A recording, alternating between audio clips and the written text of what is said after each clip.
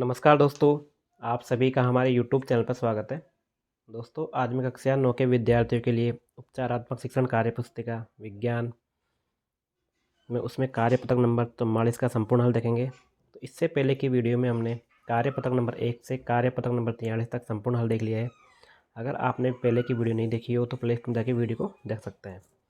तो आज आप करेगा कार्यपत्रक नंबर 44। में क्वेश्चन 1 है, आपके द्वारा ऊपर की ओर फेंकी गई गेंद पुनः धरातल पर आ जाती है क्यों?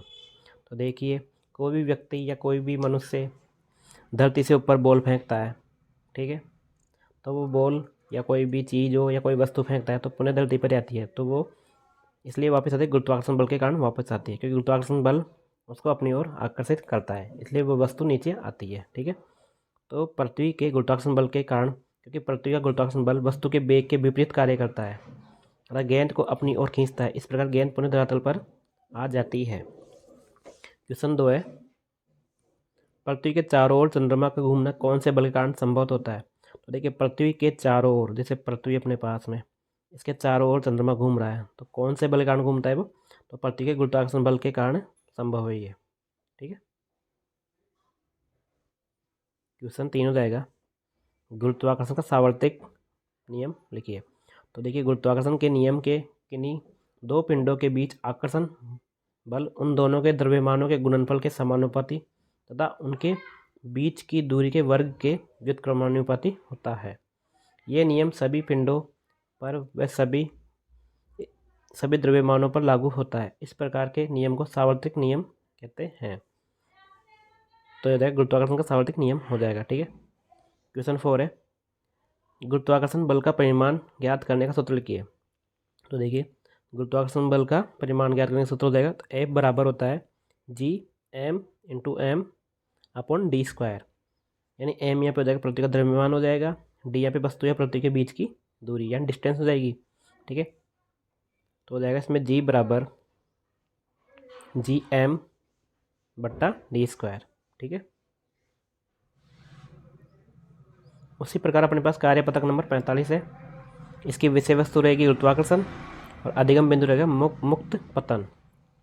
तो पृथ्वी के गुरुत्वीय त्वरण का मान लिखिए। तो पृथ्वी के गुरुत्वीय त्वरण का मान होता है 9.81 मीटर प्रति सेकंड स्क्वायर। ठीक है, एंड 9.81 मीटर प्रति सेकंड स्क्वायर होता है, इसका मान होता है।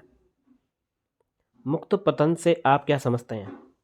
तो देखिए, जब कोई वस्तु विशेष ऊंचाई से गिराई जाती है तो गुरुत्वाकर्षण बल के कारण पृथ्वी की सतह पर गिरती है। वस्तु के इस तरह गिरने को मुक्त पतन कहते हैं, यानी कोई वस्तु यहाँ से गिराई, ठीक है, ऊंचाई से गिराई तो सीधी धरती पे आकर वो गिरेगी। ठीक है, क्वेश्चन 3 है, किसी वस्तु का द्रव्यमान कौन से गुण का मापन है? तो किसी वस्तु का द्रव्यमान उसके जड़त्व गुण का मापन है। क्वेश्चन 4 है, भार किसे कहते हैं? तो वस्तु पर पृथ्वी का आकर्षण बल वस्तु का भार कहलाता है। इसे डब्लू पर वेट से प्रदर्शित किया करते हैं। क्वेश्चन 5 हो जाएगा, द्रव्यमान एवं भार में अंतर बताइए। तो देखिए, द्रव्यमान और भार, तो ये वस्तु में निहित पदार्थ की मात्रा है, और भार हो जाएगा यह वह बल है जिससे वस्तु पृथ्वी की ओर आकर्षित होती है। दो हो जाएगा इसमें, द्रव्यमान सभी जगह स्थिर रहता है, तो भार स्थान परिवर्तन के साथ बदलता है। इसका SI मात्रक होता है किलोग्राम होता है, और इसका मात्रक क्या है? न्यूटन होता है। क्वेश्चन 6 है, दाब की परिभाषा लिखिए। तो किसी सतह के प्रति एकांक क्षेत्रफल पर लगने वाले बल को दाब कहते हैं। इसकी न्यूटन प्रति वर्ग मीटर है, यानी जो इसका मात्रक है ना, तो कहते हैं न्यूटन प्रति वर्ग मीटर है, यानी इसकी इकाई हो जाएगी। ठीक है, तो दोस्तों आप इन कार्यपत्र को साथ में याद भी कर लीजिए, क्योंकि आपकी जो वार्षिक परीक्षा लगेगी तो उसमें इनमें से कई क्वेश्चन आपको देखने के मिलेंगे। अपना कार्यपत्रक नंबर 46 है। इसकी विषय वस्तु रहेगी गुरुत्वाकर्षण और अधिगम बिंदु रहेगा द्रव्यमान, भार, प्रणोद एवं दाब। जैसे कि प्रश्न 1 है अपने पास, किसी वस्तु का चंद्रमा पर भार पृथ्वी पर इसके भार का 1/6 गुणा क्यों हो जाता है? तो देखिए, चंद्रमा का द्रव्यमान 1/100 गुणा है और चंद्रमा की त्रिज्या पृथ्वी की 1/4 गुणा है, क्योंकि चंद्रमा के गुरुत्वाकर्षण के कारण त्वरण पृथ्वी के त्वरण का 6वां भाग है। अतः चंद्रमा पर किसी वस्तु का भार 1/6 गुणा पृथ्वी पर किसी वस्तु का भार होता है। जैसे कि आपका भार यहाँ पर है 60 किलो है, तो चंद्रमा पे आपका भार कितनों का, तो उसको निकालेंगे अपन। तो 1/6 गुणा 60। जैसे ये सूत्र है ना अपने पास में, किसी वस्तु का भार बराबर 1/6 गुणा पृथ्वी पर किसी वस्तु का भार, तो इसे काटेंगे तो कितने 10 बार, तो वहाँ पे आपका भार रहेगा ओनली 10 किलो। जैसे आप 60 किलो के है तो वहाँ पे आपका भार कितना रहेगा, 10 किलो का रहेगा। ठीक है।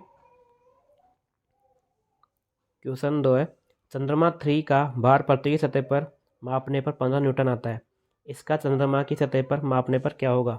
तो देखिए, जैसे अभी मैंने बताया था अभी आपको इससे पहले क्वेश्चन में, जैसे हम जानते हैं चंद्रमा पर वस्तु का भार 1/6 गुणा पृथ्वी पर इसका भार, तो 1/6 गुणा 15 करेंगे तो चंद्रमा पर इसका भार रहेगा 2.5 न्यूटन। ठीक है।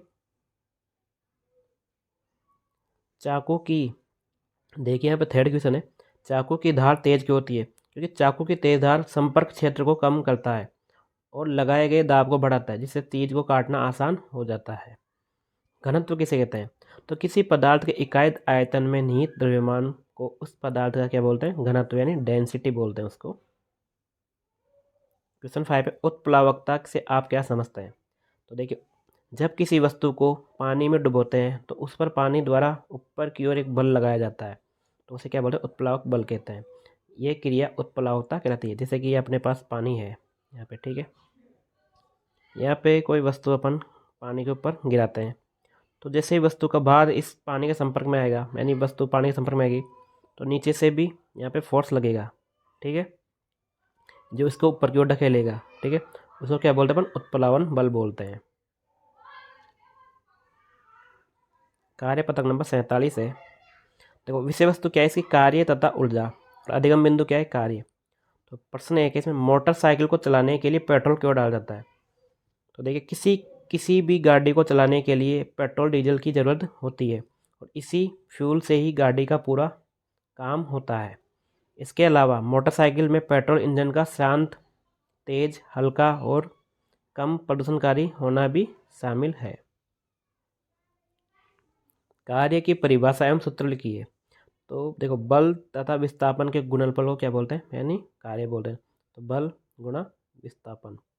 ठीक है, उसके दोनों गुणनफल क्या बोलते हैं अपन, कार्य बोलते हैं। बल का मात्रक लिखिए। तो बल का मात्रक क्या होता है, न्यूटन या न्यूटन प्रति मीटर। क्वेश्चन 4 है, एक मजदूर 10 किलोग्राम का बोझ उठाकर 2 मीटर ऊंचा रखता है, उसके द्वारा किए गए कार्य की गणना कीजिए।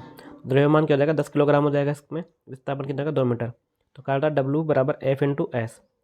ठीक है, तो यहाँ पे क्या फोर्स क्या लिखते हैं अपन, mg में लिख सकते हैं इसको। ठीक है, तो 10 m, द्रव्यमान कितना था, 10 था इसका।